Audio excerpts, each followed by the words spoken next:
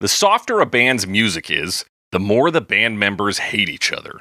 Hall & Oates only just settled their intense lawsuit in August of this year. The Gallagher brothers of Oasis fame have only just stopped their decades-long feud to go on a world tour. And on September 6, 2025, Rick Davis of Supertramp got so sick of Roger Hodgson that he decided to shed his mortal coil just to get away from him.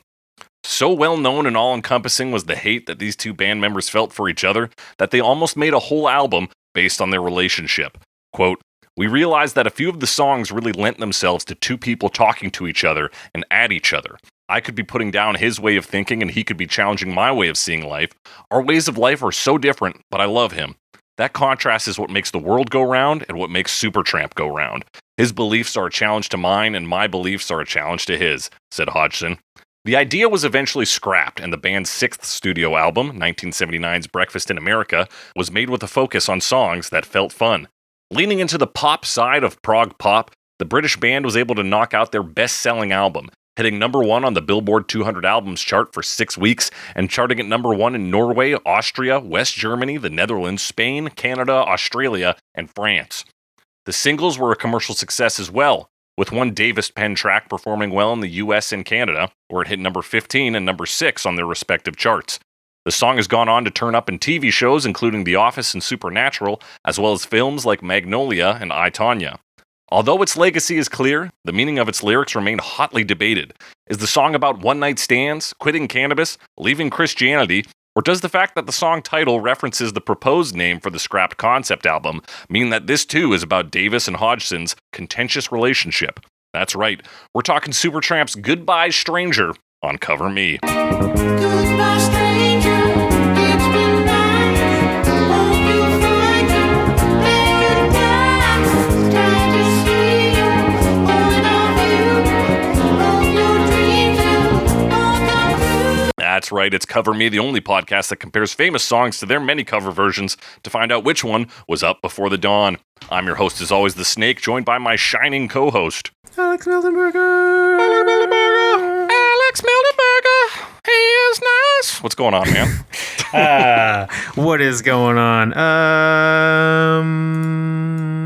That's a good question. You know, like life stuff. I always say that.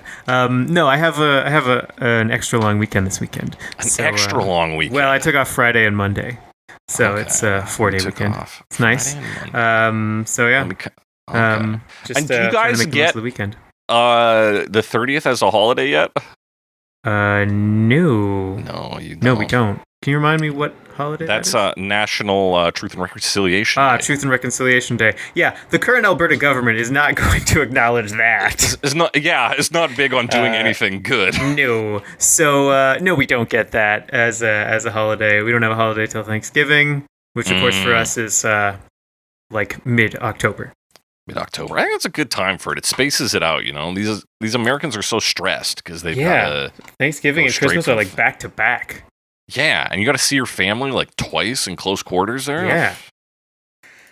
Forget about it. Forget about it. But yeah, what's going on with you? I'm back. I'm back in the Right. big smoke, as we call it. The big smoke. We're not in the same room anymore. No, But we're we can worlds pretend. apart, like the Journey song. The Journey song. And also the Saga album. That's right, the Saga. Saga Canadian band? Yes, I believe they are. Although I think that was recorded in the UK. Okay, interesting. Good for them. Love a good Canadian band, especially a prog rock band. Yep. Because we're talking about Oh prog yeah, we rock are. all month long, Alex. Yeah, and Saga has like a at least 8-part saga about Albert Einstein, I think. Yeah, of which I've only heard The two maybe parts that are on Will's part. yeah. Which is, for some reason, part 5 and part 8.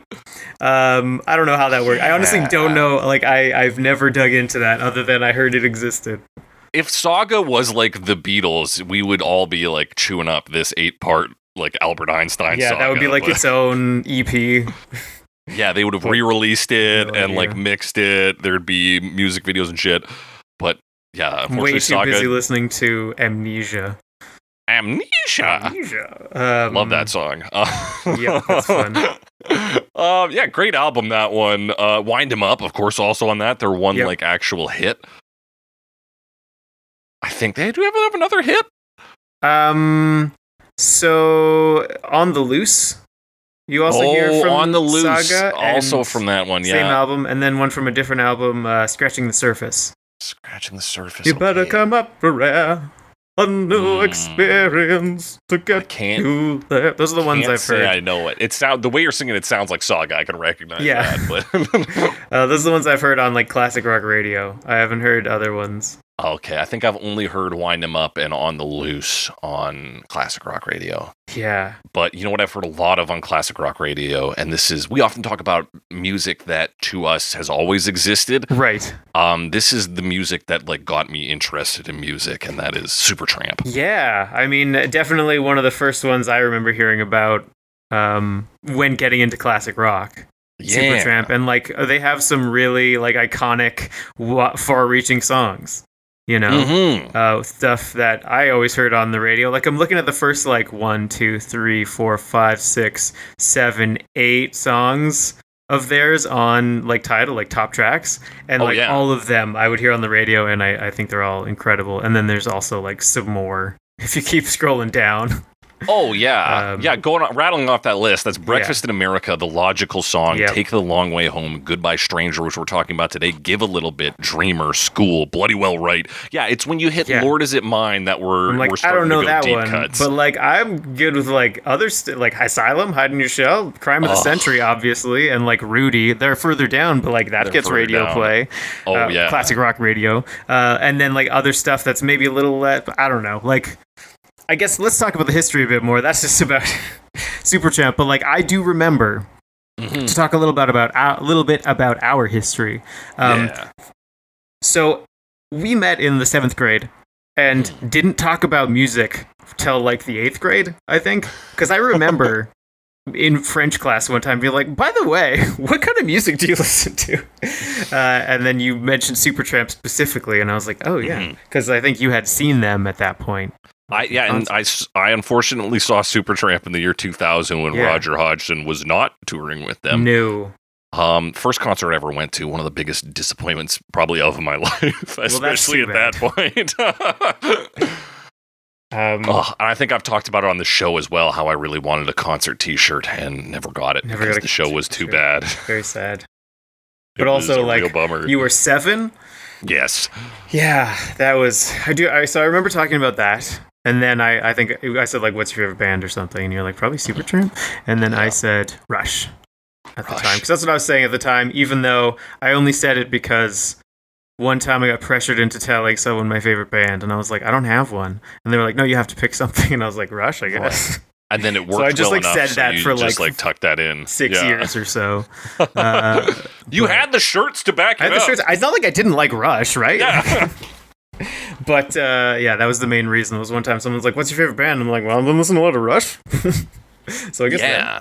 that. And Rush is, like, of course, another prog band. Another big prog band. Yeah, I'd say a little tougher to get into than Supertramp, who, I think of course, so. I've seen referred to as prog pop, which makes a lot of sense when we're looking, even especially songs like Today, Goodbye Stranger, or Yeah. like shit like Dreamer. Prog for sure, but Yeah. very catchy, very hooky, very accessible. yeah. Well, they got kind of the like.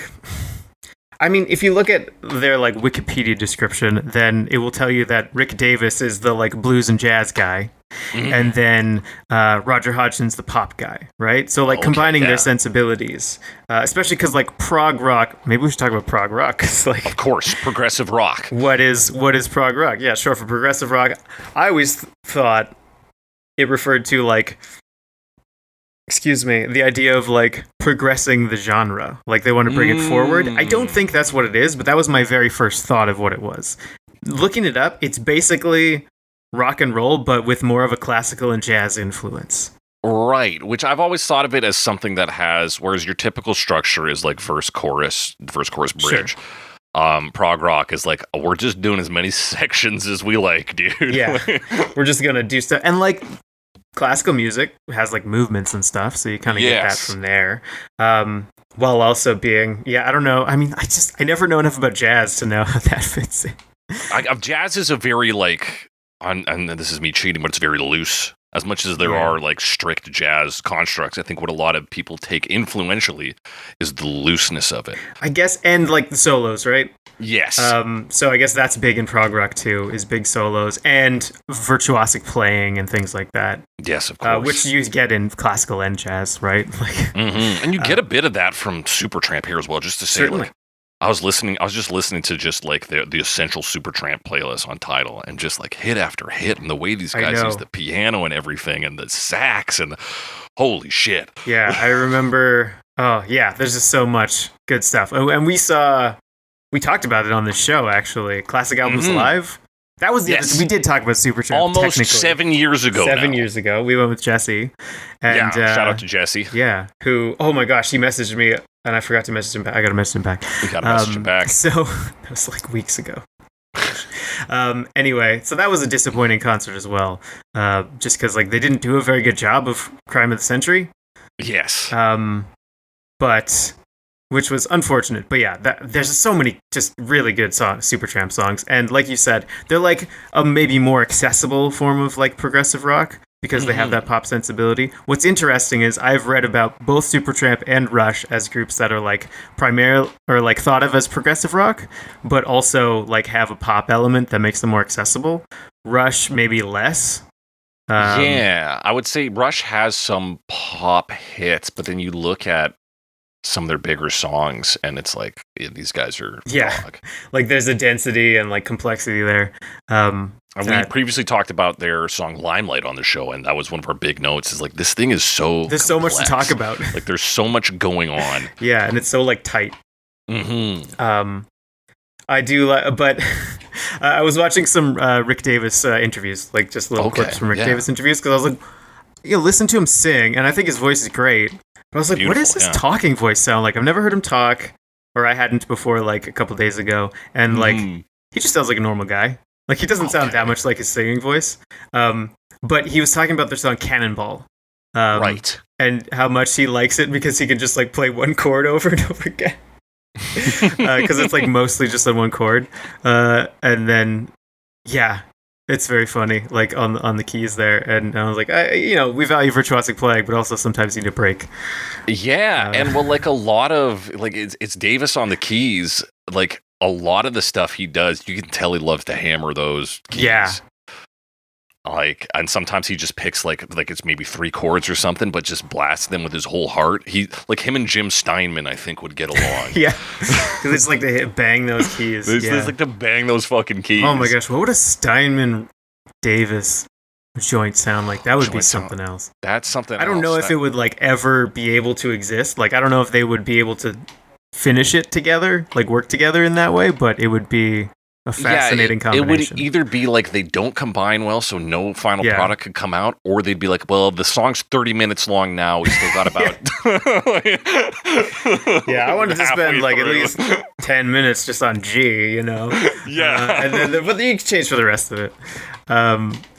Anyway, they're an interesting group with a lot of good songs. And another thing about them that's very interesting is that like their origins. Because like they were kind of, as much as like Rick Davis and Roger Hodgson like met and like started working together, they were also like recruited by this Dutch millionaire whose name I forgot to write down. Yeah, these guys have like a medieval band origin. They do. Like they had like a patron who paid for them to do their thing for a while. They made 2 albums, Supertramp and Indelibly Stamped. And those aren't on streaming. Like no one, like they did poorly, and no one remembers them really. Yeah, like I don't know songs off of them.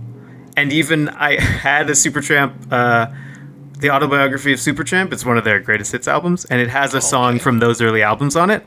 But the CD I had was like messed up, so I couldn't listen to that song because it was like scratched. Oh, that's the. So I just don't know that song. Supertramp actually goes around and scratches those up just to make sure people can't hear them. Exactly. So like I didn't know anything even with that. Like I didn't listen to the song because they weren't working. And that was Retrospectacle, the Supertramp anthology.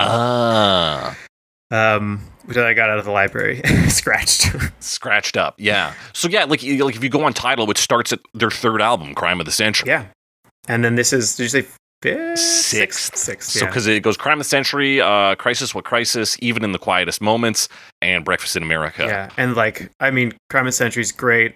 I'm also a huge Crisis with Crisis fan. too. I remember you bought that on vinyl. Yeah. At Urban Sound Exchange back Rest in the in day. peace. Yeah. Rest in peace. Did you buy it on vinyl? I definitely think bought the CD. I own it on vinyl, so I Yeah. must have bought it there. Because I think you also bought the CD there, or maybe I did. Who can remember? yeah, one of us definitely did.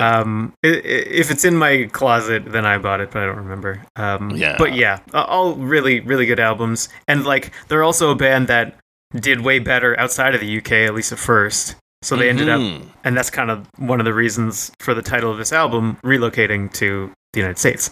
Yeah. Yeah, they state the reason for the name being that it just sounded fun. They're like, it's a fun name. Okay. And But then like, they were it's- also moving to America at the time. They were also moved to America. Again, a lot of the songs are about America. Supertramp has a history with this album as well as Crime of the Century as being mistaken for a concept album. So people thought Breakfast in America was like American satire Okay. because they do talk about like Hollywood and Breakfast in America and sort of like American. But that's it's like true. a few songs just happen to be about that. They're just like, or maybe just like because they're now more immersed in American culture, there's a bit of just like influence from that. Yeah, you just write about what's going on to Yeah, you, right? exactly. We've talked about several people, the Mamas and the Papas, California Dreamin', where they moved to New York, and I was like, oh, this sucks. So they talk about California, or Billy Joel, who moved back to New York, and was like, thank God, and, Yeah. New York state of mind. You're right. Got to write about an angry young man or whatever. Yeah, Yeah. It's funny when things get called a concept album. It's like, well, I mean, I guess there were ideas behind it and like consistent themes, but like that's just because people think about stuff more than one song's worth of time. yeah, these are all writings from the same time, so Yeah. yeah, there's overlap in that sense.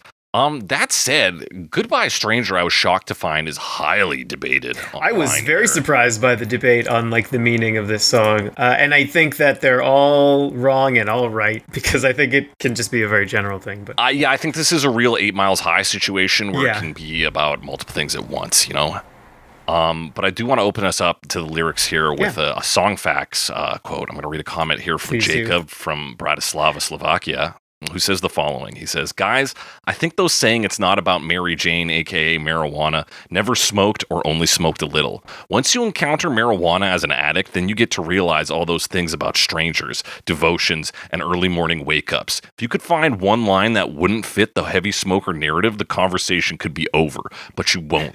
Even meeting the singer himself doesn't count. He won't tell you the real meaning because it would get all the non-smokers agitated. Now it's a song for everyone, fitting the narrative of a slut person and a smoker. I read that as well. I love the slut person line. I love it so much. It's funny. It also, I mean, as a reefer addict, how do you respond? No, kidding. I think the reefer one is the least supported in this. Yeah, I think it's just a I do happy agree. coincidence. Yeah, I also like, I mean, it's very. I remember this sort of mindset, like in kind of high school, of like, if like weed is your whole life, you see everything as a allegory for smoking Right. weed. It really has that kind of feel to it. 100%, like when you play like a game that's crazy or watch a movie that's a little psychedelic. You're like, Exactly. oh, they must have been smoking so Oh, much man. weed, dude. Like, yeah, and just like cannabis is the whole world because I mean your worldview is fairly restricted, and that's the thing you do all the time. So Yeah, which is sort of ironic because it's supposed to be this mind-opening experience, yeah, smoking weed. exactly. So it's kind of funny, but yeah, I do think that's not very well supported. But we'll talk about the lyrics here. Yeah, so let's get into them. Yeah. Was an early morning yesterday. I was up before the dawn, and I really have enjoyed my stay, but I must be moving on. Yeah, I mean the name of the song, "Goodbye Stranger." Mm-hmm. You're saying goodbye to someone you don't know very well. Very simple, Yes. right? And then now we got this story of like this person who, specifically in the early morning, wakes up early and then has to leave, which of course invokes the idea of like a one-night stand in Yeah. particular. And then as like a musician that can, maybe be seen in several like touring musicians are associated with groupies. obviously, Right, of but course. also like even the name of the band, Supertramp. They're like a drifter, you know? Yeah, they drift to the extreme. Exactly. So like a drifter who's like not in town for very long might do something like this. So like it's just that idea of like not being tied down, and in this case specifically, like enjoying yourself. Like it was good, but also I'm not committed to this. Yeah, there is like, so I think like the hyper specific, like a one night stand message here. But if you extrapolate that, and I tend to, because that part of it is just the music sounds so beautiful. Yeah. For it to just be about a guy who's like, I just love pussy too much. I'll see you later. Yeah, exactly. Is like a little too crass for me. But there's this idea of just being free. You know, being a quote unquote super tramp, being untethered. Yeah. And an almost like mindfulness in that. He's like, I'm not attached to the past. I just move forward and follow my instinct. Yeah, there's a little bit of that like almost like Buddhist thing of like Yeah. letting go. I don't know if that would apply to relationships in this way. I don't know enough about Buddhism. But the other thing about the verse 1 specifically, I do feel like the early morning, like the dawn time period is kind of viewed as, or I would think of it as like a pensive time, like it's a very thoughtful time. And I do think it's kind of a thoughtful song in that way, in that it feels like he's just reflecting on his own actions, very specifically focused on the narrator's actions. Because there are times when he talks about other people's thoughts and feelings about it and does not even say what they are. Yeah. But we'll get to that. There is something interesting in these lines in that it was an early morning yesterday. Well, that's true. He's thinking back to that thing that he did before. So this is possibly at least a 2-night stand. If he's talking to this person, I said, well, the other day, he's like, I woke up yesterday and I thought, well, maybe it's time to get going. And so I'm going. True, yeah. It's like, it's short term anyway, right? Mm-hmm. And it's still, at the end of the day, it's goodbye stranger. It's a person he doesn't know very well. Yeah, and I think this is also speaking to the nature of how little we can know anyone. Because the original, when this was a concept album about how much Rick Davis and Roger Hodgson hate each other, it was called Hello Stranger. Ah. So he's flipped the title here, and it's Goodbye Stranger. So I think another way of looking at this, and it comes more clear in other lines, I'd say verse 2 maybe speaks directly to Hodgson, that he is speaking of this relationship with his fellow musician. And so there's a part of him being like, he's like, it's been great. I've tried to work with you, and we've had a lot of fun, but we both got to get out of here. And that version, that like read would really work if Davis was the one who left the band, but these guys do another album together and then Hodgson leaves. So it doesn't quite land, but I do think some of that is present. Yeah, although Hodgson, I think, was kind of on his like famous last words as the next album.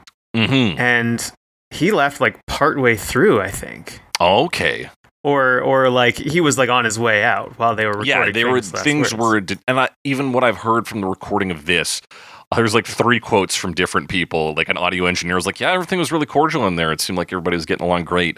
And then Hodgson is like, Davis just wouldn't fucking say anything because he knew that like he couldn't win. He's like, everybody liked my shit, so he couldn't argue. Yeah, unfortunately they have that. And like there's other stories of like supposedly they had a conversation where Roger Hodgson said, yeah, you can keep touring with the Supertramp name, just like don't play my songs. And then he didn't do that. But then he says like the other band members heard, and the other band members are like, we weren't there, and like it's a whole fucking thing. Yeah, so there is this this just sort of, even that sense, these two were acting as strangers to each other in the studio at the time. So there is like a bit of their relationship that runs through this. We get into the pre-chorus though. Which is interesting. Yeah. So the pre-chorus is, like a king without a castle, like a queen without a throne. I'm an early morning lover, and I must be moving on. Yeah. Must be moving on. Yeah, this is where we like kind of get the introduction of that part of the story of like that it is at least on the surface about these like one night stands or short-term relationships. Yes. Yeah. Because early morning lover, a sort of, I guess, a double entendre here. One, he like literally he was up before the dawn. Like he literally starts this song early in the morning. He's like, I love that shit. New day, get the fuck out of here. But also, like in terms of a relationship, if a relationship is the time of a day, early morning is the start of a relationship. He's like, I'm the guy you have sex with, and then we're out. Right. The day doesn't progress. Yeah. Also, just not so much about the lyrics, but I like how much the lyrics actually repeat themselves like throughout, and it doesn't feel like it. You know, like they're saying the same phrases. Early morning yesterday, you know, early morning lover. I'm moving on, must be moving on, says that a lot. Like, he says the same things a lot, but, like, there's actually a lot of different lyrics, but he does end up using, like, similar phrases repeatedly. Yeah, So I think even it's the kinda pre-choruses with the structure is and it's the same fucking metaphor. Like a king without a castle, like a queen without a throne. I'm untied. I'm unburdened. Yeah, by a thing, but, like, to anything. without the thing that holds them to a place. Like, I have the parts of a king that are not like attached to sitting around all day kind of thing.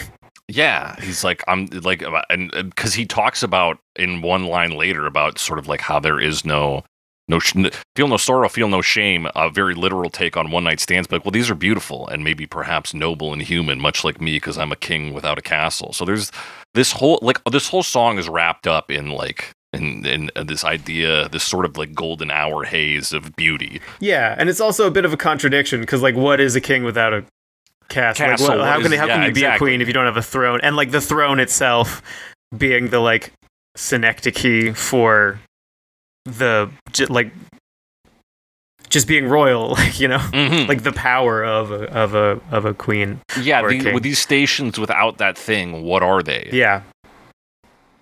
Are they still that thing if they don't have Are they still that thing? But what they are is they're free, dude. Just they're like free. this guy. They must be moving on. He's a drifter. He's a drifter. He's a tramp.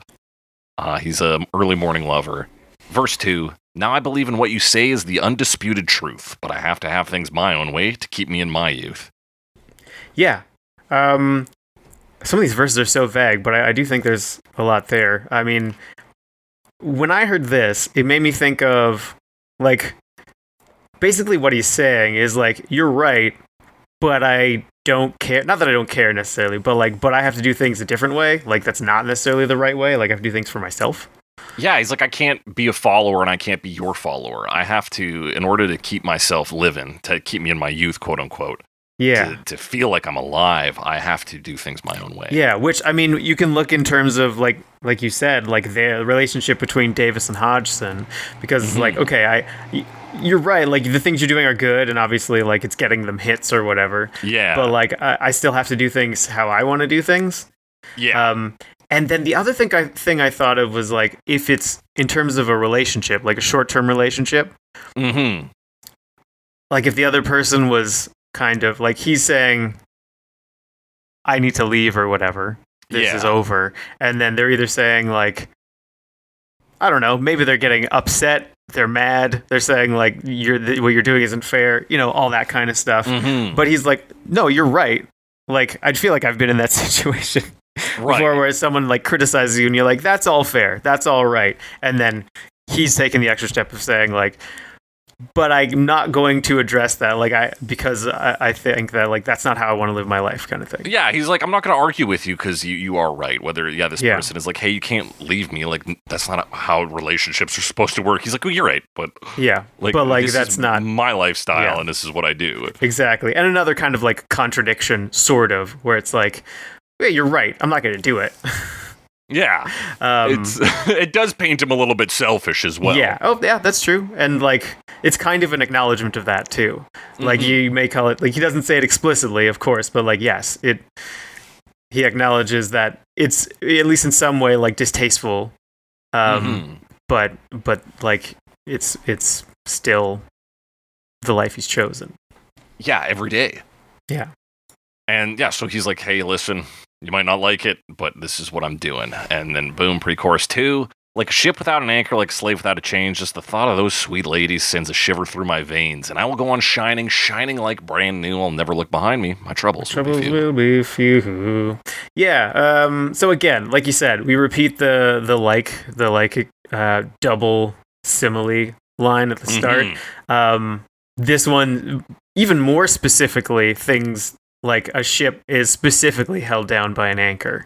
That's right. A slave is like very specifically, well, I mean, there's various things that cause people to become enslaved, but you know, a chain is kind of the physical thing that manifestation keeps them in place, holding someone in place, right? And so it's like even more explicit here. Mm-hmm. Because there is because he literally says the line later, "Just give me motion, set me free." Yeah. And of course, both the castle, the throne, the anchor, and the chain are all things that set you in place. Yeah. A castle and a throne being seen as more positive things, maybe, positive ties to the world. A chain, very much less so. An anchor, perhaps neutral. Yeah. Neutral is like, well, a ship does need an anchor because sometimes you want it to not move. Mm-hmm. But this guy, no. Yeah. He has to have things his He own way. needs He doesn't motion. want the anchor. He needs motion. Yeah. And then a little more explicit, like about the one night stand kind of thing. The thought of those sweet ladies sends a shiver through my veins. But that said, I feel like the shiver through my veins can be taken kind of two ways. Right. Like you can have, like, if one way it kind of sounds like he's scared. You know, like there's a shiver. Well, usually say down my spine, but shiver through my veins sounds like he's freaked out, like thinking about women from his past, perhaps. Yeah, a sort of running down the road trying to loosen my load. I got 7 women on my mind. Yeah, exactly. 4 that want to own me, 2 that want to stone me, 1 says she's a friend of mine. Yeah. So yeah, it could be he's thinking of these negative past relationships. But also, like, there's a shiver of excitement kind of thing. Like, he's excited by thinking of the potential for the future. So I feel like you can take it both ways. Driving him forward. Yeah. He's either running from or to something, or possibly both. Or both. But then he does reassure us, I will go on shining. And again, like you said, these repetition of words, shining comes up a lot in here. Of course, back to back here. I'll go on shining like brand new. So I looked it up, and The Shining came out in 1977, the book. Oh. So, maybe. He's like, The Shining, that's a good word. Shining, yeah, I like that. Was he inspired by Stephen King? We'll never know. He's since passed away. Yeah. Rest in peace. But no, this is probably not a reference to The Shining, as in, like, supernatural abilities.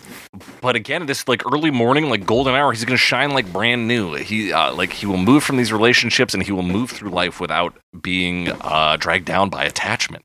Right, and also like brand new. These are all his relationships are new relationships, so it's like the fun part kind of thing.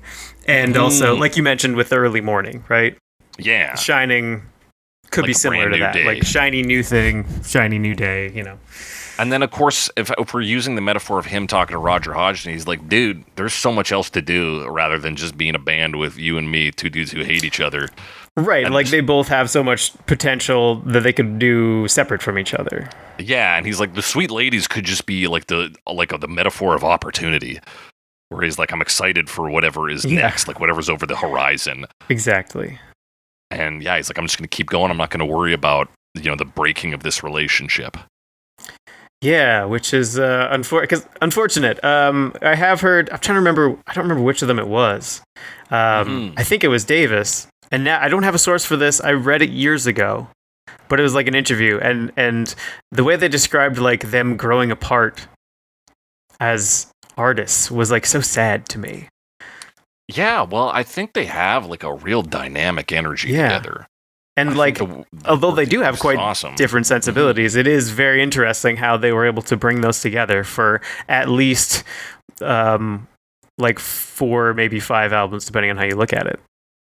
Yeah. So it's pretty cool. And it's pretty cool. And we've talked, of course, about Styx, who has a sort of similar, like back and forth energy of right. the lead man who wants it to be a fucking rock opera musical theater performance, and the rest of the band who wants it to be just down and dirty blues bar rock. Yeah, it's very fascinating. And I mean, even like you hear about that with like Queen.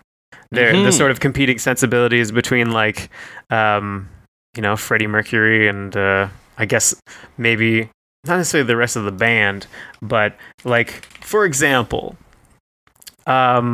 Queen 2 was split in half, right? And like, I think it was like, maybe it's usually said it's like Brian May who wanted to do more of the like straightforward rock and roll thing. But yeah, Queen 2 has like a white side and a black side, and that's supposed to be their like more straightforward rock. And then the other one that's more like art rock / progressive rock kind of thing. Right. And of course, as they went on, those two things like intermingled in different ways, and they like figured it out. So it's a little bit different. But yeah, it's interesting to hear those competing sensibilities in bands, and then also even more interesting when you get a band that's like so laser focused on like one thing, even though it's a group, and you're like, how did they make it work? Yeah, you're like, how did these guys do it and then also get good results? Yeah, Because it seems like with so many of these bands, it's like, well, it's because these guys butt heads that you get some of the most incredible music. There's so much passion in it. Yeah. And then you get like Rush, where it's like, yeah, we like his lyrics and he likes the music we write, and we all work together. Also, the most Canadian thing. I know, just right? 3 dudes collaborate. Yeah, we just collaborate and have a good time, and then and it works out. Yeah, or even we talked about Young Turks by Rod Stewart, and just like all the quotes from that song was like, well, hey, he came in and laid down the keyboard and it was fucking awesome. So we just like everybody was just like supporting each other. There's a lot of different ways to create. That is definitely true. Certainly. And collaborate. But we've got to create some insights on this chorus, which begins, Goodbye, stranger. It's been nice. Hope you'll find your paradise. Tried to see your point of view. Hope your dreams will all come true. Goodbye, Mary. Goodbye, Jane. Will we ever meet again? Feel no sorrow. Feel no shame. Come tomorrow. Feel no pain. Sweet devotion. It's not for me. Just give me motion and set me free. In the land and the ocean far away. It's the life I've chosen every day. So goodbye, Mary. Goodbye, Jane. Will we ever meet again? Yeah, cool chorus for a number of reasons. A lot of them are on the composition side, but what's interesting, like, there's kind of, like, to break it into sections, the Goodbye Stranger part, which goes up until Hope Your Dreams Will All Come True, the sort of, like, first section of it, that kind of feels almost more directly associated with the, like, general idea, which makes it fit better with the, like, Davis-Hodgson split. Especially the tried to see your point of view. Yeah, exactly. It's like I tried to, but like couldn't do it, so like we're done, you know? And in a one night stand, it feels like that applies less. Like we said, there is a way you can make it work where it's like, okay, this person wants you to stick around, and you're like, well, I'm trying to see that, but no, I'm going. Yeah, exactly. Like, yeah, we could continue this relationship, but like, I don't see it. And this is, I think, also where people go like, oh, it's about Christianity. Paradise is now in the equation. Yes, I do see that, where they're like, it's him rejecting Catholicism or whatever. Yeah. And it's like, well, okay, I will admit, I did think there were like more religious undertones in this song, but only because I thought he said Mary and James, which are both names in the Bible. However, they're not really associated with each other. Right. Like, Mary and Joseph would be a better. Yeah, goodbye Mary, goodbye Joseph. Yeah, so I always heard James though. So when I was like young, so I did think like there was something biblical going on there. You thought he was talking about the King James Bible. Yeah, maybe, right? Like, they're like, it's like a book in the Bible, right? But yeah, I never like really thought about it because it doesn't actually make sense if that's the line. But yeah, that second part, Goodbye Mary, Goodbye Jane, Will We Ever Meet Again? And then talking about shame and like pain. Right. Emotional pain, probably. It does feel like it's more on the like one night stand side. Yeah, because he's saying like, we shouldn't be ashamed of this. There's nothing to be sad about. Yeah. And, you know, by this time tomorrow, it's not even going to hurt anymore. So like, don't worry about it. Yeah. So it's interesting that you kind of like get both of those, and then it repeats the second one in a very cool part. Well, it repeats that, and then like does the other lines over it, which is very cool. Beautiful. Yeah, you got Roger Hodgson doing the first half here, the very high part, of course, what he's known for. And then, yeah, when we get to the second half of this chorus, you have Rick Davis cutting back in with his vocals. Mm-hmm. Very cool. Yeah, to hear them sing together. Cool. And their voices sound quite different, too. They got like a high and a low. The other thing, so I think also Rick Davis is like might be present in the higher part because he like sings falsetto sometimes. So I think it's like kind of layered both of them, but definitely like sometimes there's multiple tracks and sometimes there's not on that. So yeah, I'm also seeing John Helliwell here for harmony vocals and whistling. Oh yeah, he's the whistler. You can see in the massive air quotes music video. Music video, yeah, the like stage studio performance. Yeah. Anyway, so very cool section. Don't have a ton. I guess we haven't talked about the Sweet Devotions, Not For Me, Give Me Motion, Set Me Free. We kind of already did. Yeah, we've talked our way around it. So yeah, he's saying like from One Night Stand, that's very obvious. Yeah. From the religious perspective, you can see that too. He's like, I'm not about devoting my life to Christ or whatever. Right. And then when it comes to the relationship between him and Roger Hodgson, he's like, listen, we don't need to be like married to each other. Like, this is not for me. I just like to keep moving. Just give me motion and set me free. So like, if our paths are not the same path, that's fine. Let's fucking go. Yeah.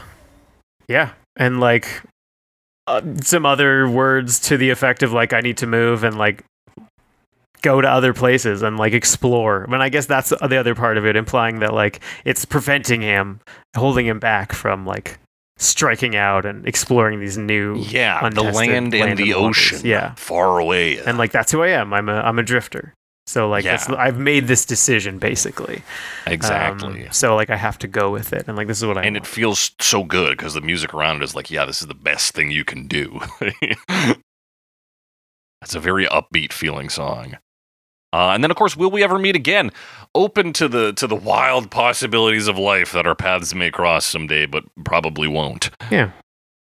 That's a good piece. We move into the third verse. Now, some they do. You want to talk about vague verses. Now, some they do and some they don't, and some you just can't tell, and some they will and some they won't. With some, that's just as well. It's just as it's such a like vague verse. I love it. I think it's so I good. know, it sounds really cool, and then it's like, what does it mean?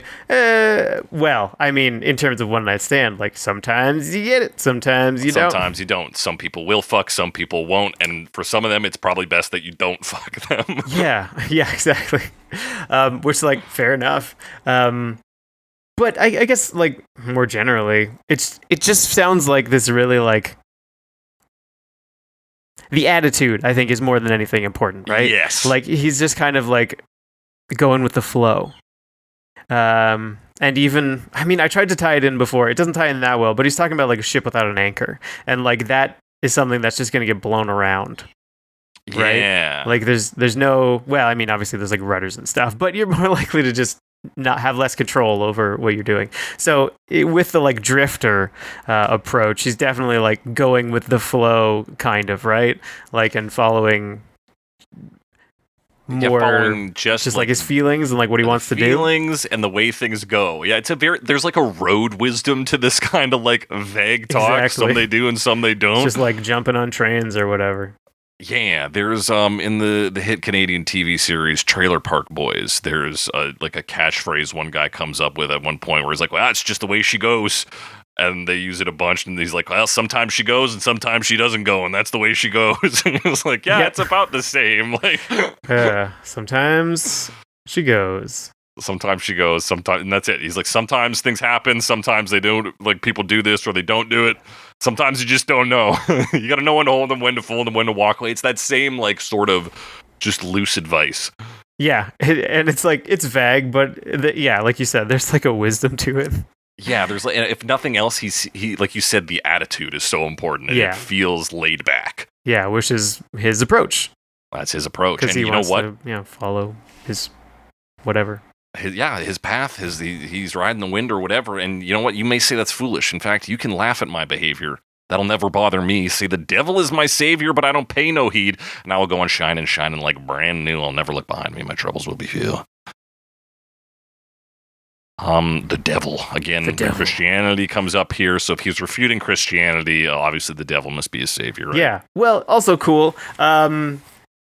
Yeah, that's kind of the other big thing that gets pointed out for that one, right? Like, he talks Yeah. about the devil as his savior, but like, that's not what he's not saying. The devil is my savior. He's saying, like, they're talking to him, right? Yes. Like, they're putting down what he is doing in his lifestyle, and he says, like, Yeah. it doesn't bother me. You say the devil is my savior, which to me just implies they're saying, like, what you're doing is immoral or bad. Yeah. Right? The devil's your savior. Like, you have selected the devil as your savior by behaving in this way, which is kind of like Christian speak, That is definitely Christian speak, and also he's a rock and roller, so this is True. something that has literally been said of his ilk, is like, oh, they're the devil's people. Yeah, exactly. And he's like, I don't care because I'm shining like brand new and like don't have troubles. Like, I'm doing well for myself.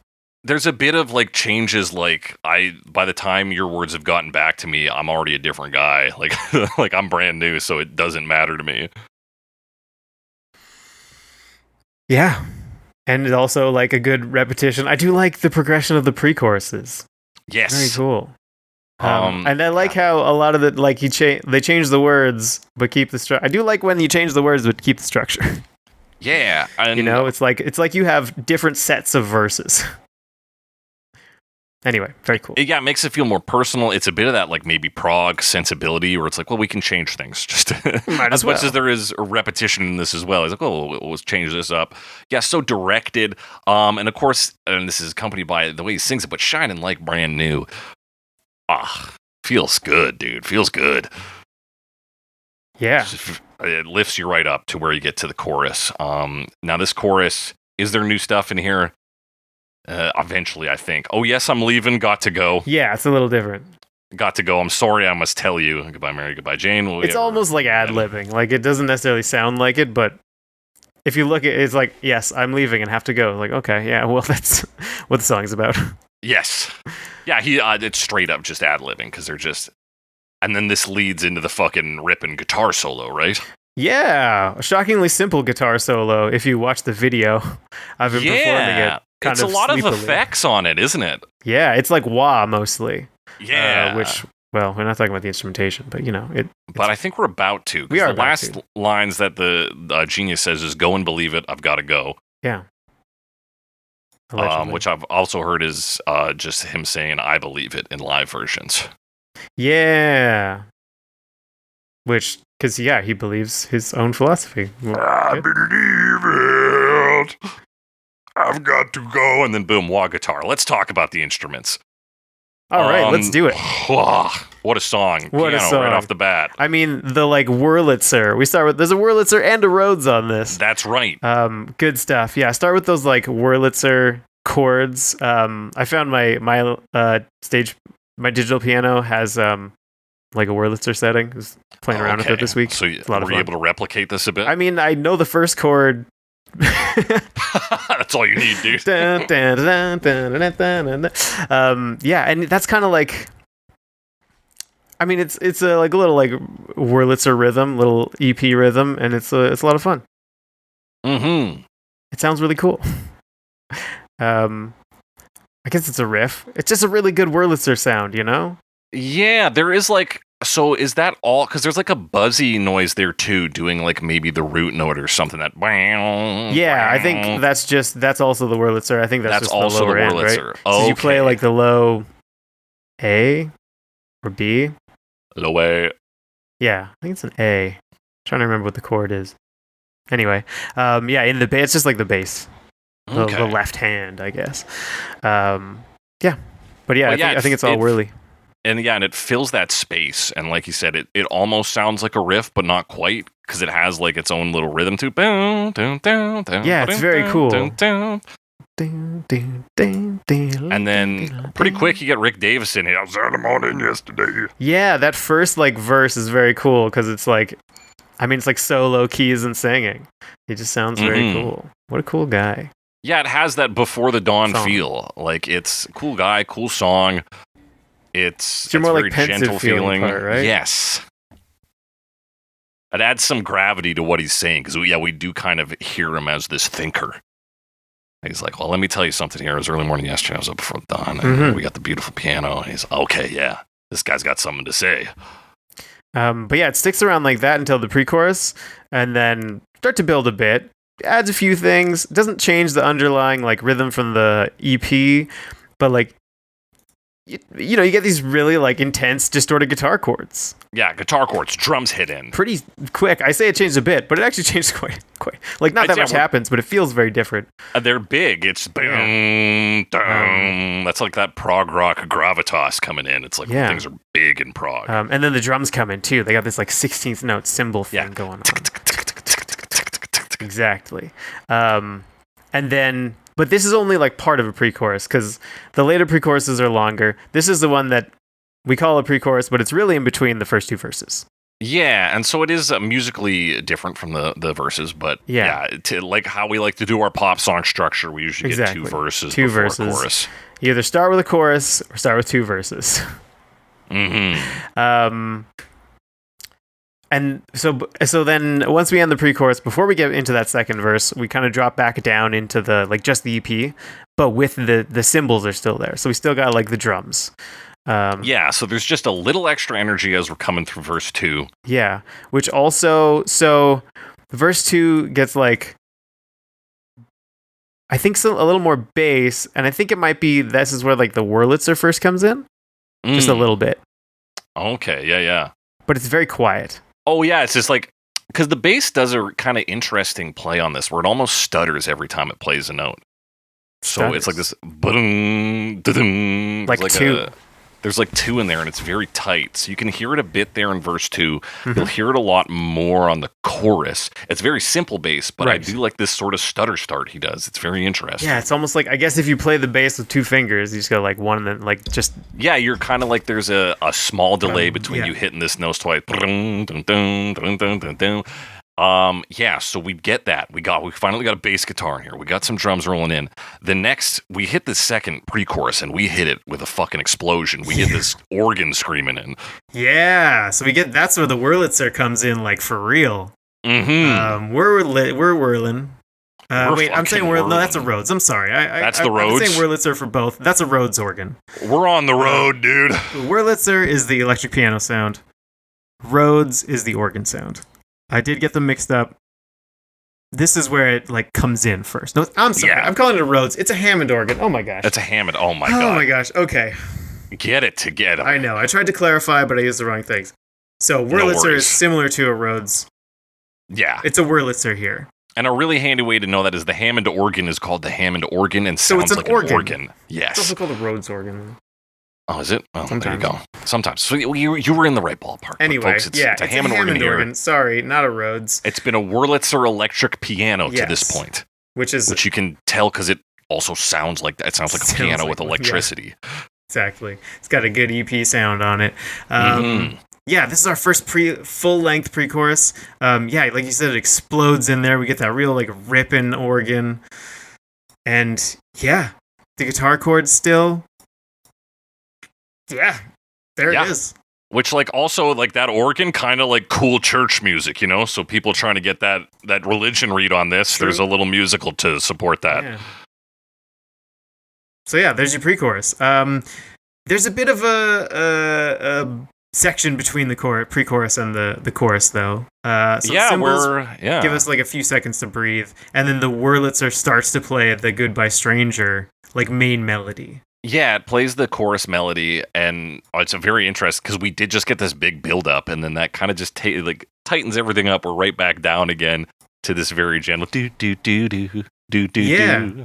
And that, and then like the we like get some more guitar. So like there's the big guitar that's playing the big chords, and then Oh, yeah. also Roger Hodgson comes in here with that like descending, Yeah. just like pretty simple chords. What he plays is very simple on this track, and you can Yeah. tell when he's playing it in the fucking music video. He like Right. I feel like he was not into filming that music video. He does not look fully there. I believe that. But yeah, it's a simple guitar part. Mm-hmm. And then, yeah, we come into, like, even that stuttering bass I'm talking about comes in to take us into the vocals. Yes. Yes. Okay, so that's the stuttering. Yeah, it does have Yeah. that feeling of like we're starting a new note before the other one finishes. Yeah. And then this is your choral backing, Roger Hodgson, John something, and Rick Davis. John Helliwell. Hello. Right. And he only harmony vocals and whistling. That's interesting. And whistling. Yeah, this is he a regular member of the band? He must be. Saxophonist and secondary keyboardist. So I believe Okay. live he would be playing the organ. Nice. That makes sense. Yeah. Shout out to John Helliwell because the saxophone in fucking Supertramp songs rips. Yeah, it does. And shout out to his whistling in this because it's another great element. He's got some. I assume he also whistles in some of their other songs with whistling, like Yeah. Poor Boy, Yeah, these guys. what a Sister band. Moonshine. Sister Moonshine. He almost definitely is the Sister Moonshine guy. Yeah. Just throwing out some Crisis with Crisis songs. Yeah. But so what we get here is those elements we've talked about, that descending guitar, that little stutter bass with the sustains on the end, the drums consistent basically, that 16th they're note consistent. pattern. They're adding a kick drum in this part. That's like the difference. Like it's just part of that like intensity, right? So like you hear it, it's kind of hard to notice. Right. And they do actually do a roll halfway through and we get to sort of the second half of the verse, or the chorus rather. There's a roll, and then they're doing a more like, that's when that kick drum stuff is in there. Mm-hmm. Yeah. Because you're right. There's kind of sections here, right? Like the first part, again, it's like all high pitched falsetto or close to falsetto backup vocals singing like the kind of main hook, right? Like Goodbye Stranger, like it's the title of the song. It's been nice. Yeah.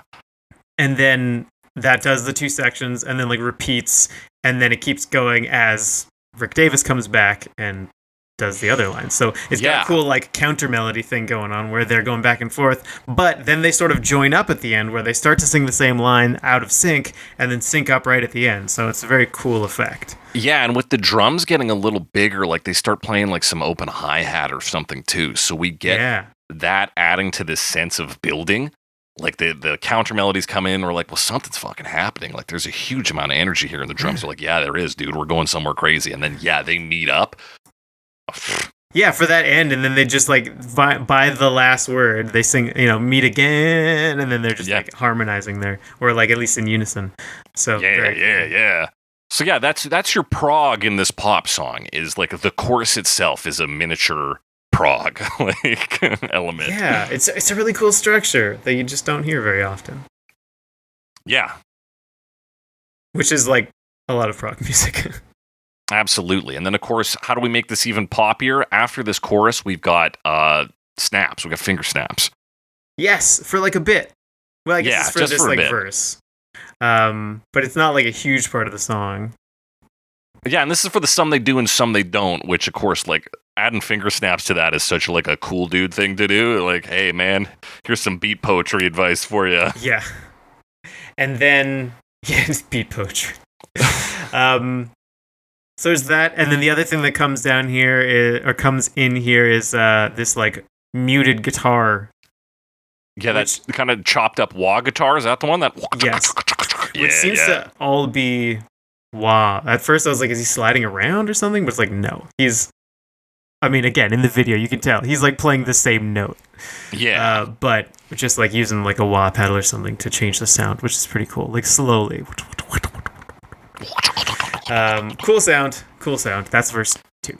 That's 3. Verse 3. Yeah, and then we rip back up again for the to pre-chorus. Which I like the transition here too because the guitar is playing muted and does like a slide into that like distorted chord. Yeah, very cool sound to lead us into the pre-chorus. Big fan of that move.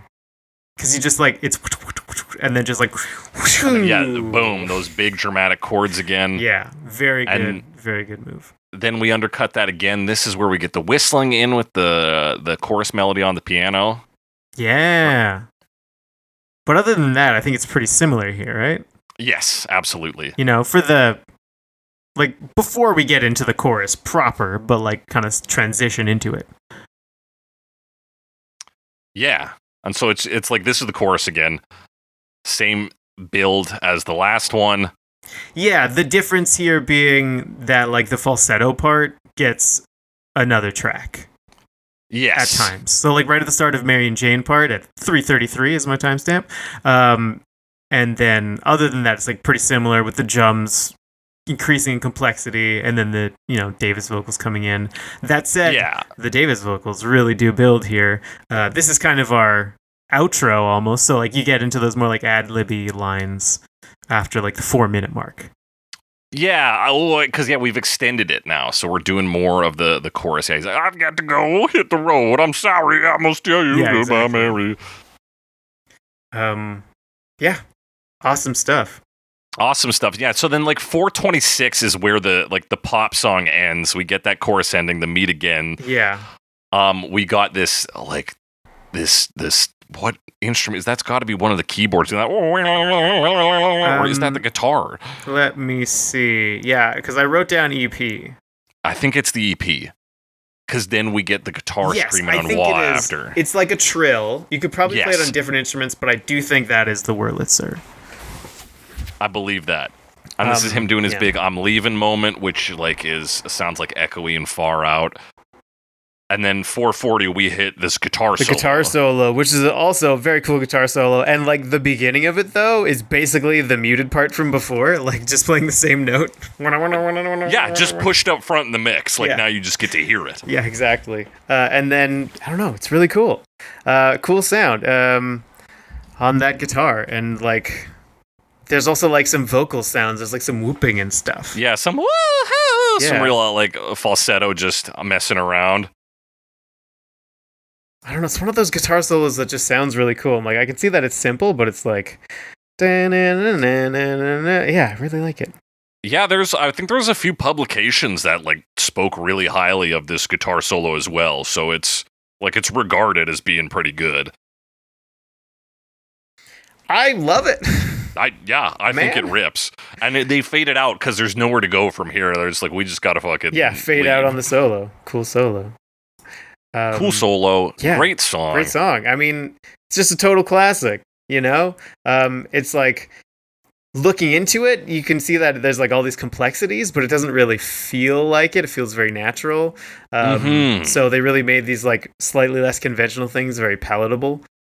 Not like super unconventional. It's not like noise rock, you know? But yeah, like, they're there's almost more like complex soft unconventional. structure. Yeah. Where it's like the sort of thing where you're like, why would people not want that? But like it's just different. It feels different from the norm, maybe. Yeah, So, there are so yeah. many, not just in this song, but like in Supertramp in general, there are so many instruments that I probably heard for the first time, like through them. Yeah. Well, I mean, they do have, like, they have Helluel, who plays saxophone, but he also plays like saxophone adjacent, like woodwinds. So like you Yeah. get some clarinet and stuff on other. These other guys, of songs. course, use harmonica to Oh, their yeah. advantage quite well. There is a accordion, I'm pretty sure, on at least one of their tracks. Yeah, I'm not 100% sure, but But I- like they're dipping into the fucking instrument library. yeah, these which I guys. guess is another like kind of prog rocky thing.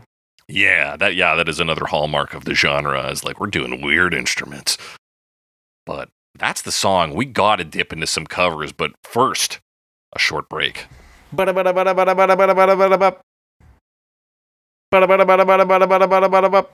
doing the single We're back. note. I noticed that, a good single note solo. We're back talking covers of Supertramp's Goodbye Stranger.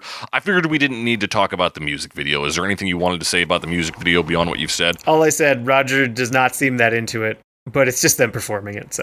That's fair. All right. We're talking covers starting in 1995 with the Dartmouth Airs. Dartmouth Airs. Dartmouth Airs. Stranger, it's been nice. Hope you find your glad to see your point of view. Hope your dreams will all come true. Goodbye, lyrics. Yeah, for a second was like, is it Aries? But I don't think so. So they're an a cappella group from Dartmouth College, which is in Hanover, New Hampshire. That's right. A state that I always forget exists. And if I was told to list states, generally speaking, I would probably forget it. Yeah, I'd probably forget most of them. if I'm Sorry, being New real. Hampshire. I'm not good at states. No, I'm from Western need to be. Canada. that's right. Looking at their history, they're an offshoot of a glee club. Okay. And they all apparently have a nickname ending in O. However, also looking them up, it showed their nicknames, and one of them had the nickname Sandy, which I think is not that. Maybe the O was implied, Sandy O. Sandy O. Maybe. Sandy O. Yeah. So these guys, yeah. I need you so. I think it's just like a later nickname. Maybe they loosened the restrictions a bit. Yeah. Founded in 1946, these guys are the 1995 group. Interestingly enough, the 2011 edition of the Dartmouth Airs almost won the third season of The Sing-Off, losing to Pentatonics. Yeah, who we have talked about a few times on the show. I Yeah. don't remember talking about these guys. No, I don't think we have, but I also don't really lock down a cappella groups' names. True. It's like I remember the Pentatonics. These guys, though, I will say, and this is maybe just by right of the kind of a cappella covers we've gotten in the past few months, thank God some dudes without auto-tune. Yeah. I mean, it's 95. It's like too early for that, but definitely like they don't have that heavy processing that some of the ones we've been talking about have, especially like social media based a cappella groups, I would say. So like more modern stuff. Very nice. And they're still an a cappella group, you know, they still have that sound. That said, compared to some of the other ones, I don't think it's like such a mismatch. Like sometimes you get these like really heavy rock songs and it's just like this softest voice trying to sing this like rock and roll song and it just doesn't work. Yeah, absolutely. And this seems to work okay. Like this works fine. They're not as soft, and also the song itself is softer. So like they kind of, it's closer together. I think if this was like Rudy, maybe they couldn't manage it. Oh yeah, because that's where you need the gnarly like Ray Davis vocals. Exactly, but like this song works pretty well. Yeah, it works pretty well. They have an a cappella sound that reminds me of the levels in Super Mario Sunshine where you don't have flood on your back. Because they're doing like the Wurlitzer riff all on vocals with like different ones, and that sounds pretty cool. I think that's a pretty effective recreation of that. Other than that, excuse me, you know, they create the music, the arrangement pretty faithfully. You know, they bring in the descending guitar part on the chorus and such, and like it sounds decent. The like I said, the vocals like work fine. The tone is like not mismatched compared to how these can sometimes go. It has more of like, you know, because the song is a more like pensive song at times. They can do that.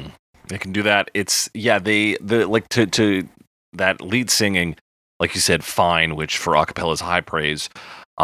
They soften everything up because like one of the big things about this song, or at least the original, is how fucking big it gets compared to where it starts, right? Whereas this one, we stay in that soft range, and they know that that's where their vocals can stay and like do well, so that's where they do stay. So we lose the progressive elements and lean more into the pop. Yeah, but it serves them well enough. Yeah, they made it work with sort of like what they do. Obviously, they do like the counter melody and stuff because they're like all vocal, and if they skip that, that'd be crazy. It would be insane to not do that as an a cappella group. They had to throw in a thing, though. They do change the lyrics a little bit. They say goodbye, Larry, goodbye, I think, Clem? Do you think they were worried about the potential cannabis reference?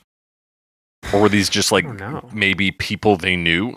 Yeah, it almost sounds like those are maybe members of the group or friends. Yeah, who are maybe leaving or like were graduating from. Yeah, that's true. The Dartmouth Airs. Yeah, maybe they were moving on next year and they were saying goodbye. Yeah, I think it like works well enough. Especially compared to some of the a cappella versions. We really open, like, the vibe of the covers this week is a very strange night at a local cafe, or like strange Sunday afternoon where it's like an open mic and everybody is accidentally doing the same song. It does feel like that because none of them are like huge, big productions. They all kind of play it soft. I'm very interested by the ones who do attach the guitar solo on the end. I think a lot of the covers that do it actually do a pretty good job of getting something out of it. But these guys, of course, don't do that. They let us have some dead air at the end, and then a weird just line for no reason where he says, "So Marge, tell me, does your husband play golf too?" Yeah, is that supposed to be a nod to the like one night stand thing? Like, but they're like in this sort of like upper class because they're at this more prestigious school, and they're like maybe what you might call preppy types. Okay, so they're I hadn't like thought of that. They're like, the way they envision that is like trying to sleep with married women on a golf course. Like, yeah, so he's left now and he's back on the golf course where he finds his prey. Yeah, he's just like hitting on married women. Okay, yeah, you know what? I didn't get anything from it. It just felt non sequitur to me. But yeah, that might be it, and I'm gonna let it be. because that's what Mother Mary told me to do. We're going to move to 2007 to talk about Helicopter Lili Haydn. Goodbye, stranger. It's been nice. Hope you find your paradise. All right, Helicopter. That's her legal first name. Oh, damn. I apparently missed that part. Yep, also known as Helicopter. How about I that? read her Wikipedia page too much. She's Canadian-born violinist, TV composer, singer-songwriter, child actress. Her father was David Jove, who was one of the first people to mass-produce LSD. Which is fun. Which is very fun. She played Columbo's daughter in the spin-off Mrs. Columbo. Oh, shit. And she plays violin. Yeah, and apparently opened for Jimmy Page and Robert Plant and Sting and did some collaboration work with Roger Waters and some other Hans Zimmer, names. Josh Hans Groban, Zimmer. Some bigger names. Herbie Hancock, Steele, apparently. Yeah, so she's a real working musician yeah. who's worked with some big names. Yeah. And also is of course a composer, singer-songwriter. So she did this. Yeah, she did this. And we open with violin off the bat, and I will say I like the violin work on this. It feels very rich and Sounds very nice. emotive. Yes. Sounds nice. She's a good player. We get a lot of violin and piano, right? Yeah. It kind of starts with this which sort of reminds me, it's like a sad version of the end of Torn. Oh, yeah.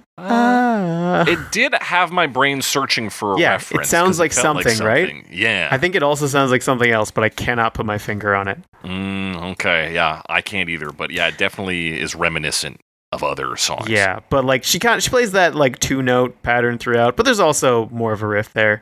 And then it does bring in more things, there's drums that come in on the verse, and then just there's more complex violin parts too, throughout. Yeah, she'll kind of licks at the end of things. She'll be fill in with a little violin here.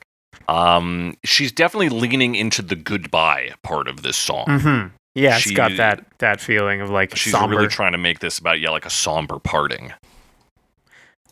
Which fits the song. It's one of the things the song is about. Like we said, this is a layered song, so you can really kind of pick and choose what works for you when you're making a cover. Mm-hmm. Yeah, true. And this just goes for that kind of approach. It's also a bit slower, I think. It feels slow. Yeah, it does feel slow. The one interesting thing it does, so I just want to talk about the vocals. A bit smoky, in kind of a poppy way. Almost jazzy poppy, too. For sure. They don't do any of that counter melody part. Which is it's just her. Yeah. But there are some random vocalizations in the outro too, so that's kind of what happens vocally. Structurally, it is also a little bit different. It does verse 1 and then right into a pre-chorus chorus, and then verse 3 and then another pre-chorus. But it's shorter, so they don't do the shining part here at all, and then does a breakdown chorus near the end, which is just piano at first, and then just kind of an outro. So changed up the structure a bit, not a ton. Yeah, and that makes sense for her version, which is trying to be sad. Where if you're hey, listen, I'm gonna be good after this. I'm gonna go shining brand new. It doesn't quite land with what she's trying to produce. So that's a sensible chop, I think. Yeah, I think so. It all makes sense. It still ends up. It's a shame to cut it because I think it's a great part of the song. But I get it. We're trying things. Sure. But yeah, that's kind of that's that one. It's a pretty solid, softer take on it. Yeah, and she repeats the line "no pain" closer to the end here. That's the repetition of this one, right? Did she say it? She says it a few times. She says it a few times. So she again really trying to push that sadness narrative, trying to maybe even flip what the original intention of the "feel no pain" line is, which is I think delivered to be serious and honest and this won't hurt tomorrow. And she's more using it as hopefully we're not going to feel pain tomorrow. Yeah, or saying we'll feel a small amount of pain, and that will hurt, but it will avoid more pain later on, kind of thing. That's right, yeah. So there's a greater acknowledgement of pain here in some form. Yeah. Yeah, not a bad little slow one, but we got to move on to 2010 to talk about Bobbywhy. Goodbye, stranger.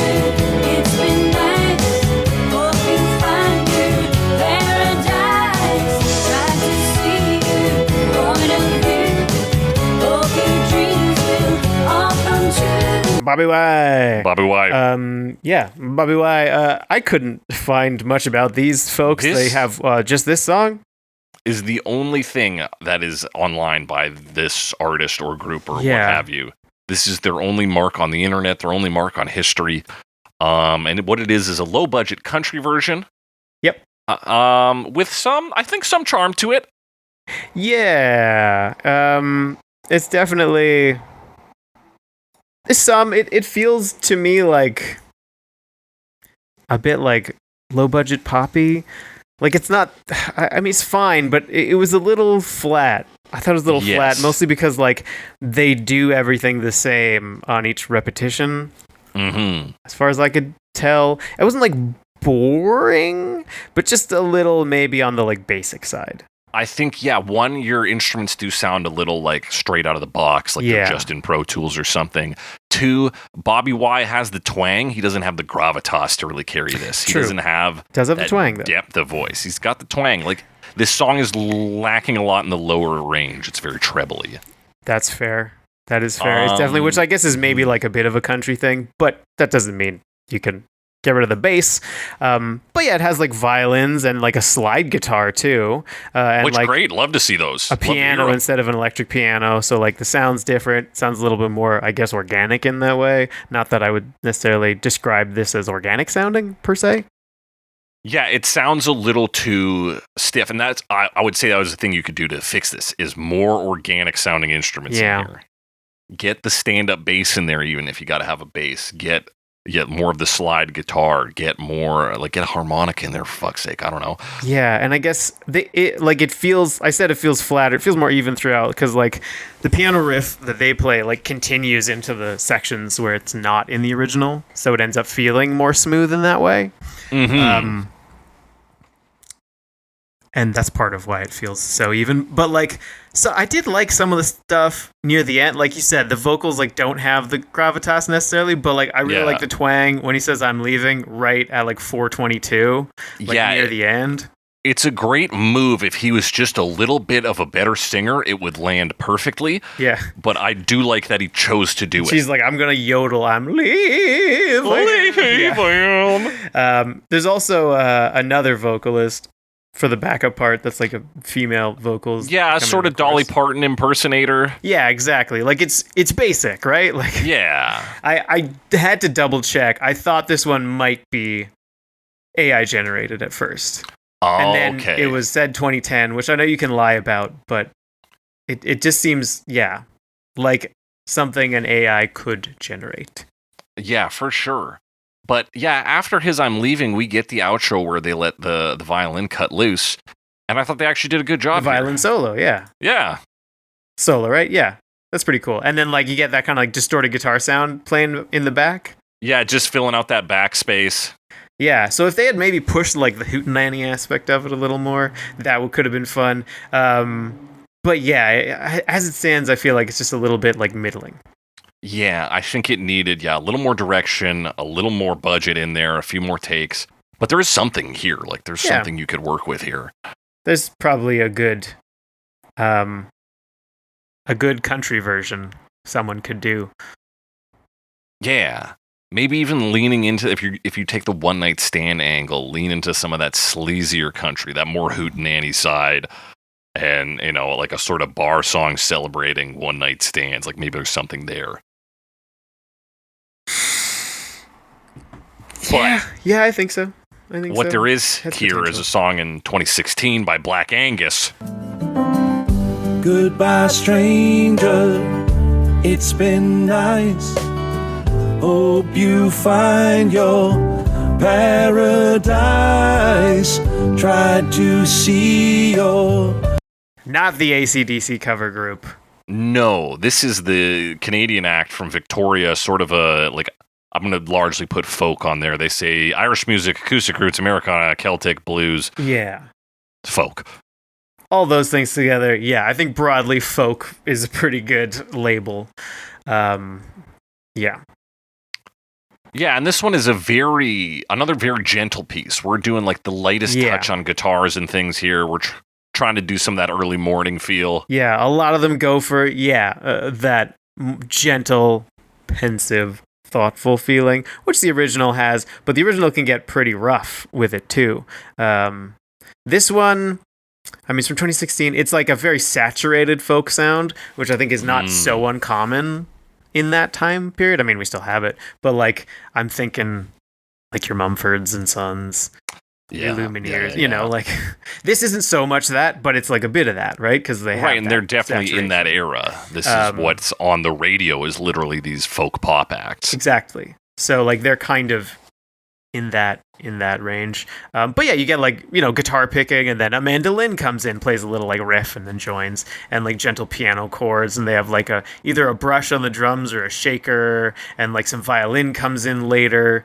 The drums, the kick drums have a real impact to them. Mm-hmm. Once those come in on the chorus, I think. Yeah. Now I'm listening again. I think it was primarily the headphones I was using, because I was using different headphones, and I don't hear that like real bassy impact here. I can see how the right set of headphones would do that, though, because it definitely comes in and you're like, okay, it's got a bit of impact, but it's got some impact, but like it was amplified. I now realize I haven't used those ones yet. They're like my IEMs that I was using. Okay, yeah. When I was doing my notes, and like they really punch that bass apparently. Good to know. Yeah, that is good to know. Anyway, yeah. Yeah, I do think these guys could just pick up a little bit more in this. We spend so much time in this low and slow and light realm. That's true. I think particularly when they get a bit of it around 2:13 for Goodbye Mary, like when we get into that section. Okay. Just for a second. And then there's later in the song when they do some they do and some they don't. I had a sense with the first two lines that they were just going to like rip through them, and I thought that'd be very good, but no, they really like to sit and chew the scenery with all of their lines.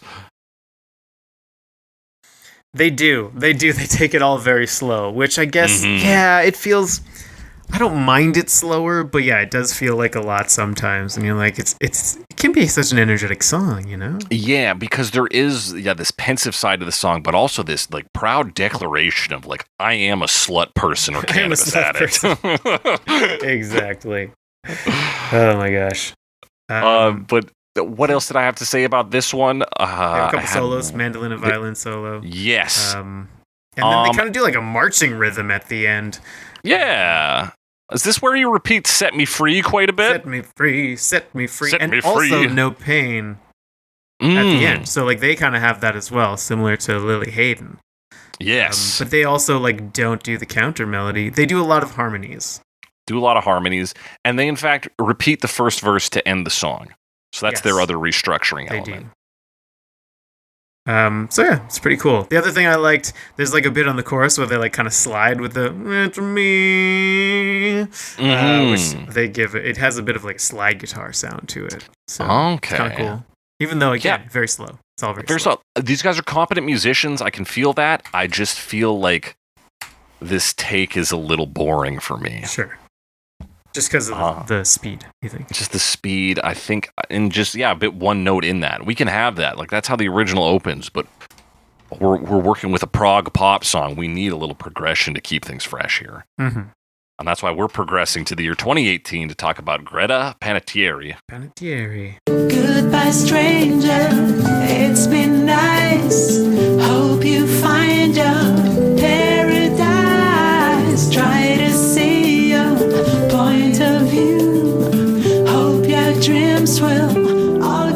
Who's an Italian singer and songwriter who moved to New York as an adult and studied music there. Her Wikipedia page is very funny because I started writing like, oh, she's worked with a bunch of famous artists. And then I read closer and it's like, no, she worked with people. And then it describes that person as having worked with a bunch of different artists. Okay. So there's a bunch of artists listed on her page that she has nothing to do with. Just that she worked with someone who worked with them. So she's got some name dropping on here. Yeah, a little bit of keyword stuff in there. It's like, worked with this person who wrote songs for these two artists. And it's like, okay. But she had nothing to do with them. Anyway, very funny. Yeah, very funny. And this is an acoustic version. She's on the acoustic guitar here. Yeah, a bit. I mean, this even reminded me of the Black Angus version. Like, it's another soft one. Like you said, she's on the acoustic guitar. It's a bit more like pop and less folk, but like a similar approach. right? There's no EP riff, but yeah, it's like pick guitar, and it does like a slow build, but it builds quite a bit by the end, and it feels more like jazzy by the end too. And you can tell right from first beat that she's singing on, she's got a strong voice. Yeah. She's in this jazz pop realm, but she's singing confidently and up front, which for me, especially just all the soft takes we had, I'm like, finally a fucking like singer is on here. This is like the first one. Yeah, I mean, after Bobbywhy and Black Angus, yeah, that's we're both fair. just a little too soft. She's like, pushing it a little more, and that's good. Yeah, it is a nice voice, has that like very close sound to it, and it's like breathy, but it's good. Bit of the Italian accent, not a lot, just not a lot. Bit. You can just tell she's not Western. Yeah, it's not like, I wouldn't call it light, but it's not like overwhelming or anything. Yeah. Also, I hate getting overwhelmed by an Italian accent. And then good harmonies too, which I think is just more of her own vocal tracks. Yeah, I think it's all her. It does seem vocally at least. And then she even does some like scatting later on. Yeah, she does. Yeah, I thought she said sweet emotion, but she just says give me motion again. That'd be good to have a little Aerosmith sweet reference in there. Emotion. Yeah. Yeah, this one, I mean, it's the same as the other ones. It's a big soft track, right? But we do get the addition of like percussion. So like you said, it does build. It's quite a bit. Like, you start to get the percussion in the second verse, and then like more guitar and stuff, but then like there's the little piano that come in, and like kind of this like more blocky wood block type percussion sound as it like builds, and then quite a bit more drums midway through. Like they get pretty like yeah, you know, so like there's quite a bit going on rhythmically by that point. Yeah, and she also does the like instrumental outro with a piano solo. Oh yeah, that's true. Which I also thought was very good. Like both of the groups who attempted the original outro shockingly did very good with it. Her and Bobbywhy. Yeah, it works. I mean, outro can be tough, right? But they seem to have managed it. Outro can be tough to like do, especially if you change it, I guess I should say. Yeah, and especially if you follow beat by beat, it's like both are tough to do because one sounds boring because it's already been done, and the other you got to figure out your own shit while also still sounding like the song you're covering. Yeah, it's tough, but they do it. Yeah, so yeah, I think that's why this one did stand out to me a bit eventually, is because like it's soft like the other ones, but we get a nice bit of that structure that the original had in terms of build. It manages and to pick progression, up, right? Yeah. But yeah, these all sound like they were played at the same cafe on the same day, and everybody was just like a little late for their set, so they didn't hear what the person before them did, and they was like, hey, I'm gonna come up, do a classic for you guys. Yeah. And everyone played the same song. Which brings us into our final verdicts. We got 3 categories today: the worst version, the best version, and the strangest version. The version for strangers. Alex, what's the worst version this week? What's the worst version this week? I think I have to go with Bobbywhy. Yeah. Yeah, it had some potential, but it definitely wasn't there. You know. It wasn't very interesting. Like, it didn't do interesting things. It just kind of sounds like a pop-ish country version that, again, I thought it might be AI generated, though it's outside of the like time period where that would be simple or possible maybe. But it's like the simplest version of it. And yeah, wasn't a huge fan. Though there were decent parts of it, I think overall it's weak. Yeah, I agree. I do think it has to be the worst. Like, I think Black Angus, I didn't like their method, but I think the things they did in it were good. Dartmouth Airs is the best fucking acapella we've heard on here in months. Yeah. Lili Haydn has a nice rich sound to her. And I like Greta Panettieri. So, like, yeah, it really does have to be Bobbywhy. I like the outro. I like some of the instrumentals on there, but yeah, there's production issues, there's vocal issues, there's just like, yeah, like you said, if it sounds like AI, in a time where AI wasn't around, it doesn't sound good, dude. So it's got to be the worst. But what's the best, Alex? All right, what's the best version of this song that I liked the most? I would probably have to say, did I like that one the most? I think I have to go with Black Angus. I think they were it for me. I did like their sounds, and I think that's probably what clinched it. And yeah, the prog spirit of having a bunch of weird instruments. Having a bunch of weird instruments, exactly. And, you know, there's a mandolin, there's a violin. This one has a violin solo? Yeah, there's a mandolin and violin solo, so, like, cool stuff. Cool sounds, man. And then, of course, there's, like, slightly different approach to the vocals where, like, they're just kind of harmonizing a lot. Was nice. Yeah, I do like the kind of bluegrass approach. And I think they did a decent job of that. Yeah, no, I do think it was a pretty solid composition all around. I think part of my problem with it is just where it is in the playlist. So by the time I've gotten through 3 other covers of this, yeah, somebody do something different. And they're like, no, we're going to do something similar. And I was like, okay. Okay, fair enough, but also, I'm tired. Win this round, but I'm sick of it. Which does make it interesting that I think Greta Panettieri is my number 1 this week. I think the best, she takes that jazz pop style that everybody seems to really want to do with this one. And then she adds that progressive sensibility back in. And of course, also weird instruments, hand percussion and stuff. So we got that prog rock sensibility. And we've got a nice build through the song. She's got a confident voice behind her. And a good, solid finish. I like the solo at the end. So, yeah, all around, she's doing great for me. But, Alex, what's the strangest? What's the strangest version? What's the strangerest version? Yeah, what is this? Which one, if you were to sit on your hand for 30 minutes and then jack off with, would you play in the background? Would I play in the background? I mean, I didn't think any of them, like, really stepped outside, you know? Yeah. That were, like, crazy different from, like, what I would expect. But what's the one that I don't know very well?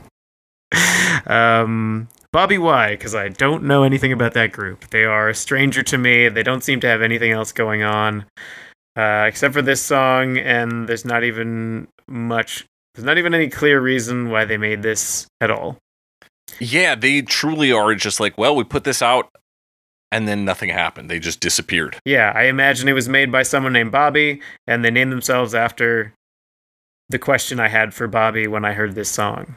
Yeah, and probably all his friends, family, neighbors, and loved ones were like, "Hey, why? Bobby, why? Why did you do this?" It's like they're like, "You're becoming a musician." He's like, "No, I'm just releasing a cover of Goodbye Stranger. That's all I want to do." Bobby, why? Yeah, Bobby, why?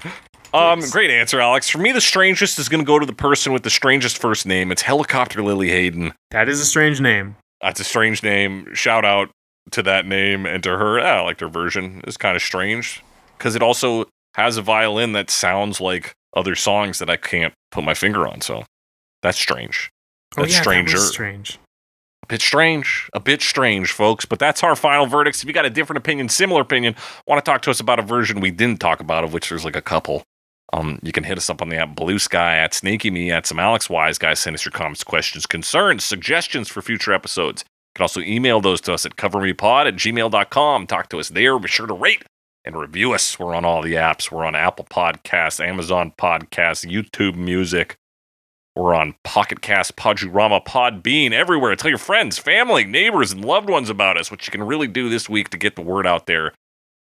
And this one specifically goes out to all my slut persons, is when you're one night standing out there, you know, getting laid and getting up before the dawn, just leave the podcast on for your lover before you walk out the door. Yeah. That's it. Let them know that we exist. Yeah. Chuck on this episode especially, because then they'll like have some context on your lifestyle and why you do the things you do. Yeah. That's what you can do, folks, to get the word out this week. And that does it for today's episode of Cover Me. And as we always say on Cover Me, it's been nice. Hope your podcast is paradise.